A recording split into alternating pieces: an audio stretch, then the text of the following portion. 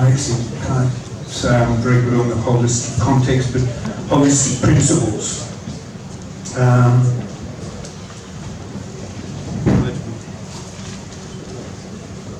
Everybody, sorry? Oh no, I think I'll be right. I want to move around. I've been sitting around for 2 days, I'm not used to that. So yeah, thank you very much for the honour of an opportunity to talk to you. I'm going to work through a trial, and yesterday I found it really fascinating when we were sitting there looking at trials that people were running on their farm. I was amazed at how many trials people had going, and it's clearly something that holistic people seem to do, is ask the questions and test ourselves. I'm a mad scientist portraying myself as a farmer, and so we're going to run through a couple of trials I've done, and hopefully you'll see the thinking and the process of getting to results. And I want you to think of one question at the end, which is, how do we, or I, contact people that we see are doing things that we don't think is good for them, and get them to change their practice and thinking. Because it does frustrate me, even driving up here from Braidwood, there was a multitude of paddocks covered in serrated tussock. So actually part of that exercise thing here, could people put their hand up who know what the serrated tussocks are? Really, everybody. Who has serrated tussocks? Oh, there's a few. Good. Mobile abattoirs have got serrated tussocks. Great. Well, we're going to be able to give you some insights into what I've learned. So my history is our father, Victoria, my sister's here too, used to chip serrated tussock on our farm, and had a program every year. Oh, we better go and chip the serrated tussock. Those serrated tussocks are still there 50 years later, and Victoria actually, it got worse in places there. So that's one thing that sort of led me to thinking on these. Let's look at why we're dealing with a problem year in, and it's a lot of the time getting worse. So I'm going to put my finger up. I think we should give a round of applause to P. Wade, for she's doing a wonderful job of keeping everything going. She's very nervous being up the front there when you press the button and nothing happens. Well, I'm not too sure if somebody will have it now. We'll see.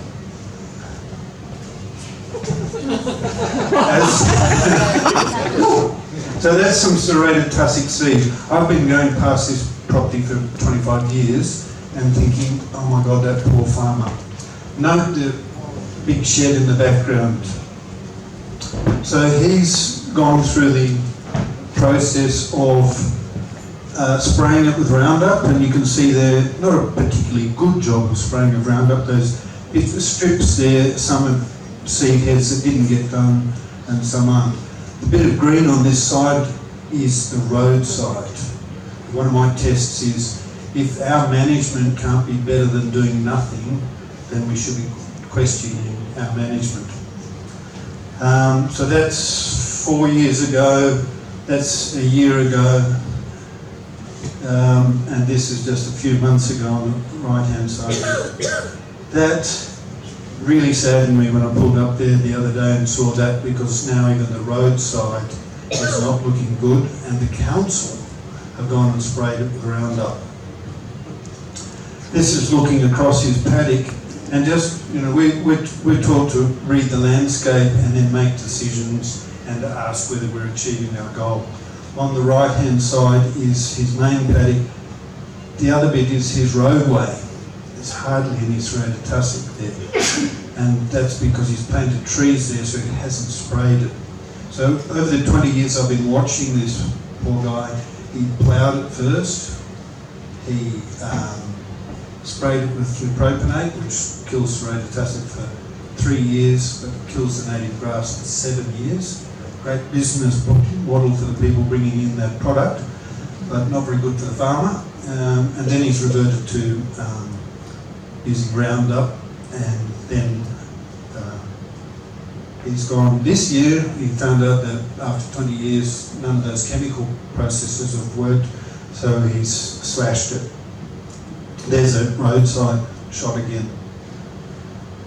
So then, why I'm going past this property is because it's on the way for a property that I bought because it was covered in serrated tussock and I thought I could deal with it. That original shot of Gilmatong there, when I took over Gilmatong, there was a few serrated tussocks, and over the 30 years I've managed through grazing management, through improving fertility, through a bit of chipping, the serrated tussocks have disappeared. But as I was on the New South Wales serrated tussock board, I thought I'd better have a farm that's got serrated tussocks. So I bought this property and tried all the processes that we go through. I was going to get Kate to yell out. Okay, so when we're looking at our farming processes and we've got problems, actually no, it was before I put it up. What's a big problem that we have on our farms? Weeds. Weeds, good. And then water, worms, sorry. And all those sort of things. I actually was asking somebody the other day, and she's sitting in this room, what are her big problems? And she sort of went, men. But, yeah. So often when we look at Susie Ward said some interesting things the other day, but we won't go there. When we've got a problem, we look at solutions, and traditionally we had weeds, so we ploughed, and then that caused, or burnt, or sprayed, or chipped, and then that caused another problem. Water stopped working, and so then we had to irrigate, and then that caused problems, and most of the problems ended up, this is a lesson I learned from Walter the other day, down here with death and destruction. So those are the traditional ways that I was taught. You know, you've got a problem, you find a solution, and you dealt with it. When we did our holistic management training, we were taught to look at holistic management. I didn't have enough room on that map. Yes, we were taught to monitor, to question, to see if we're achieving our goals. So with my case, I've got weeds. We went over to, let's look at grazing management. So when I bought this place here, I tried grazing management, but there was a lot of kangaroos, goats and various things on the place, and it was hard to manage the stocking rate. So I sprayed it and then planted trees, thinking that shading of trees might eradicate the problem. I've got a monitoring site there, sorry, could we went back one side. And you can see that in that monitoring with the tree, it didn't really win with getting rid of the serrated tussock. So then I tried burning, and that seemed to encourage the serrated tussocks quite nicely. And then I did composting. And in the composting, there's a line of compost there, and I started to notice that in all that serrated tussock, there was some native grass in microlina, and it liked the compost. The parts that I'd sprayed heavily, if you look at that far corner there, the top bit got sprayed with, well, the whole lot got sprayed with flupropanate. I didn't do it, I got a contractor in, because I should say the reason I went off using chemicals is because 30 odd years ago I was a chemical sprayer, and I was spraying serrated tussock and poisoned myself, so I now can't go near chemicals at all. But when I bought this place, I talked to all my biodynamic friends and whatever, and they said, oh, it's so bad you're going to have to spray it. So I sprayed it, and yeah, went against what my principles are. But the top side of that photograph is 3 years after spraying, and you can see the serrated tussock have come back, probably 4 years, and there's still a lot of weeds there. The bottom half was the edge of where we'd sprayed out some biological preparations, and they'd pushed succession enough that the clovers were starting to grow, and the tussock was staying green, and the kangaroos and goats and everything were eating them. So that led me to think there's something in this fertility pushing succession, and I can't remember how, but somehow I thought, let's just try some urea. So I got a bag of urea, went and put it on a tussock, and a couple of weeks later went back and went, oh my God, it's wiped the serrated tussock out. And not only did it do that, so that's the same serrated tussock 3 weeks later. The far one was a couple of weeks later, and you can see the clovers, microlina, glycines and all that seem to actually love the urea and were growing into it. A few years ago I had the pleasure of working at Maloon as the general manager, and we had a test plot there, so I brought in and we did a very serious studies of composting, chipping. Because we're organic, I collected some urine from a music festival and I sprayed urine onto the tussocks. And then because it was a test plot, we did actually do a glucosinate spot, which we put a big bund around with compost in it so the chemicals didn't get out, and then prilled urea. And anyhow, the prilled urea worked the best. So we can go on. This is another site that I just started last year. So Gillimatong's on the bottom side of there, and that's Mount Gillimatong, my neighbour. And you can see over there she has a lot of very good serrated tussocks. But she also has a lot of animal impact that's not manageable on this side. And yeah, so the serrated tussocks were doing very well there, and I took this on last winter. She asked if we could do a little swapsy, and she could manage her 70 sheep on the, this site's 200 acres, and could I put 200 head of cattle on there for the 70 sheep? So I went, yep, take this photo. And so you can see the serrated tussock were doing quite well. I put the prilled urea into the tussock and noticed something very interesting happened. Being winter, 200 head of cattle in 200 acres, they actually started eating the serrated tussock. And they didn't just eat, they were licking them for the urea, but they weren't just doing it for ones that I put stuff on. They actually started eating other tussocks. And I've read before where you can train animals to eat a weed, and it seemed to happen very quickly here. So up on the mountain the tussocks were pretty thick, and then that's a week after putting urea on, and 3 weeks later the cattle had gone in there, nipped them down, and they started to die off, and then we've got the microlina growing up through them as well. This photograph here, there's a patch there we left without doing it, and some we did just because of scientists. And then I've got another little patch we're doing. Oh, actually, it's interesting on your farm. There's, when you're going around your farm, you think you're looking after it all evenly, and only a month ago I went into a paddock and I saw some African lovegrass and went up there, and then I realised that I haven't been keeping a close eye on this paddock. It's one we just seem to drive through, and I put the cat, it's not got good water in there, so I often leave the gate open. And these tussocks were on Gillimatong, so I didn't have to buy that other farm.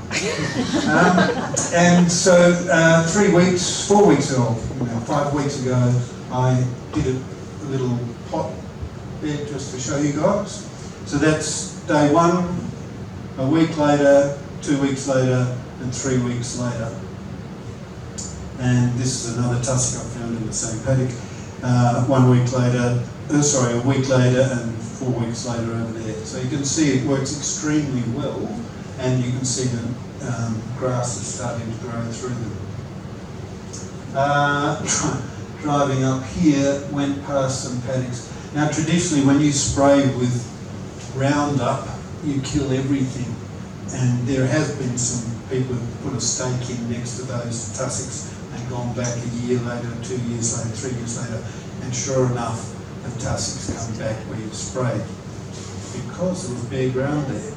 So it's a no-brainer for us really that if you're going to use those chemicals, to expect a different result is crazy. This paddock there, he had a few tussocks there a few years ago, and now just a month ago he's gone and spot sprayed all up that slope. It's going to get out of control. So monitoring's the trick. Sadly, this is on one of my blocks, and I looked into that the other day and went, oh my God, I haven't been managing this very well, because the grass is growing so much better inside than outside, and I can't, I mean, you can see a fair bit of kangaroo dung there, but it was actually a bit of overgrazing, or too long grazing with cattle. I think that's so Gillamatong, just for those who don't know, that's an erosion gully that went right up through the farm, and after meeting Peter Andrews nearly 20 years ago, we put in some structures there which cost the same amount as 1 year's superphosphate. So it was about $12,000 to put 14 weirs in, and that changed the whole structure of the farm from a drainage mentality or drainage system where the water that ran onto the farm scooted out, and anything that landed on the surface ran into that erosion gully and out, and then anything that leached through the water could also go into that erosion gully and leach my fertility out. Another great business opportunity for people to sell me products. By putting those weirs in there, I haven't had to buy superphosphate or put any fertiliser on in 20 odd years. And generally with grazing management, don't have a serrated tussock problem or African lovegrass problem. On the African lovegrass, I have left patches there to just see if grazing management will wipe them out. And it is a bit challenging. I was talking to Bruce Davidson, who bought a farm down on the south coast, was covered in lovegrass, and he's managed his lovegrass off the property. And he was just telling me an interesting note the other day. He had a paddock that the lovegrass was getting thinner and the other grasses were doing better. And he's done it through making his own sprays out of fish hydrolysate and compost teas and things like that, and grazing management. This paddock that was starting to look pretty healthy, he actually slashed a track through for a reason. For some reason, I can't remember why. But he said it was interesting, where he slashed it, the tussocks grew better. So they were getting sicker under grazing management and fertiliser, and everything was doing well, but when he interrupted the whole process by slashing it, the tussocks came back. And I found that a few years ago I spilt some fish hydrolysate actually on the ground, and noticed a few hours later it had gone brown. And I thought, oh, eureka, I found something that's going to fix this lovegrass problem, because urea doesn't work on lovegrass, unfortunately. So I went and sprayed some lovegrass with fish hydrolysate, and just like I'd seen it happen there, a few hours that burnt off, and I'm jumping around like Rumpelstiltskin, and luckily kept observing these patches, and a month later they came back with absolute vigour. So we're now working on, I've been spraying waste fish and chip oil on the lovegrass, and that seems to push succession and they don't like it. And we've just made a machine this week where we're going to heat that oil up to 62 degrees to speed the process up. And if it doesn't work on the lovegrass, where we're planting trees, we're going to just spray it on the green grass, drop it down, throw compost on it, and plant a tree there. So, would anybody like to ask some questions? Very good.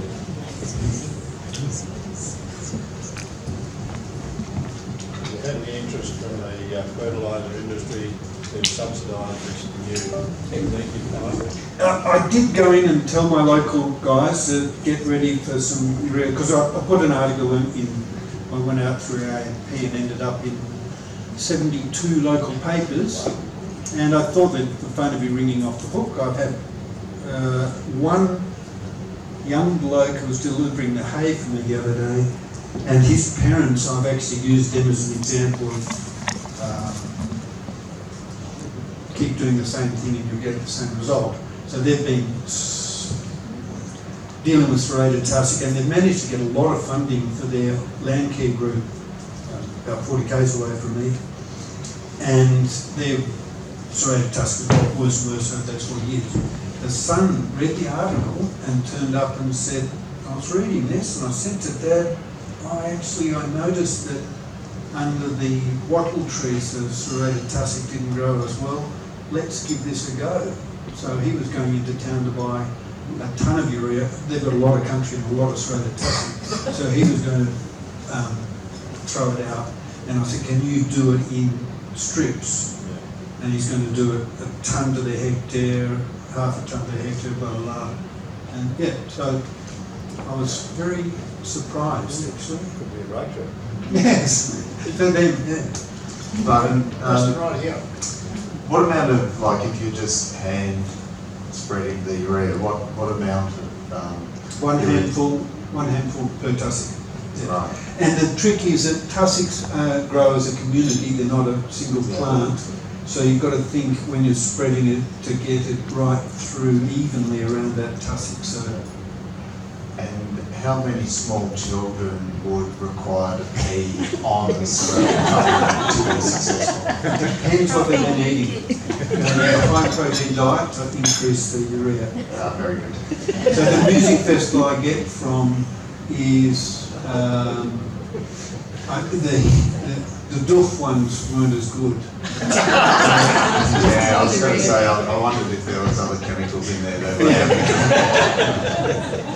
I actually took IPCs to, it's happening in Majors Creek very soon, and I collect it every year. I normally get all the waste and we compost it down, but we had to put a hose out to get just the urine, and I took one IPC there and they rang up about 4 hours later, said, can you bring another one, and then another one. We got 4,000 litres from the Majors Creek Music Festival.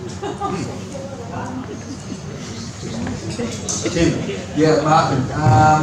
Interesting about that. Unfortunately, we don't have the serrated tussock. There are a few plants on the bottom tableland, unfortunately. But we've had a real issue with the African lovegrass.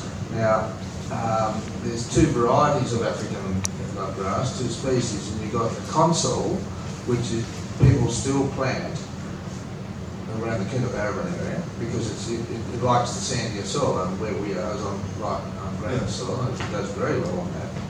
But there also there's the curvula, which is the bigger one, and if you're ever driving up on the tablelands to Tenterfield, you'll see these massive plants. They're a different species. But the console is actually a very good grass, and during the, as far as I'm concerned it is, and it's not the grass that's the problem.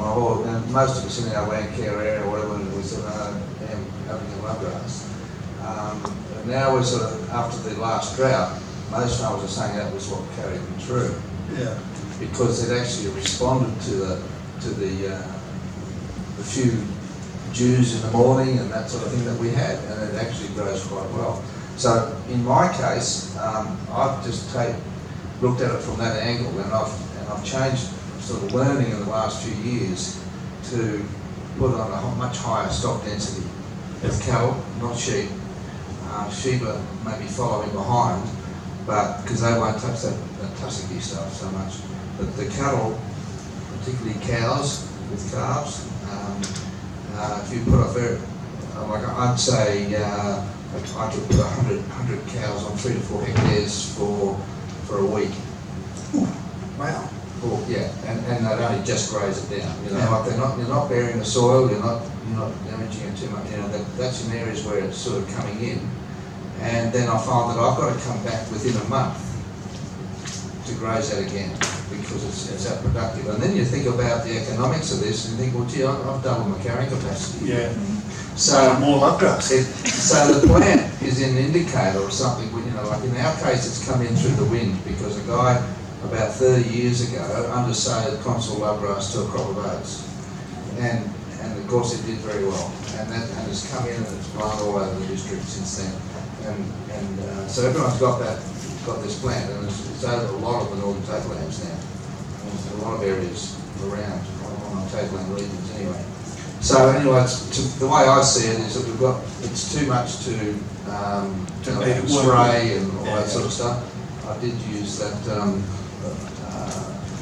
product that you use for, I forget the name, but anyway, never again, I would never spray because the plant died, but then we bared the country and never got it back, and no, that's not the answer.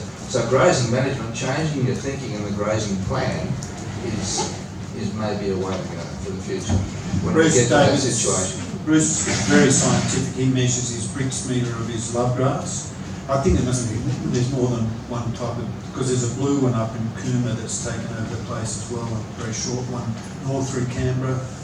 And we've got, the one we've got was brought in by CSIRO to plant in the Shoalhaven River when they destroyed the river and it then jumped out.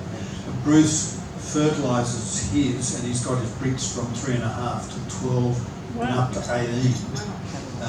So he can fatten stock on his love grass. Yeah.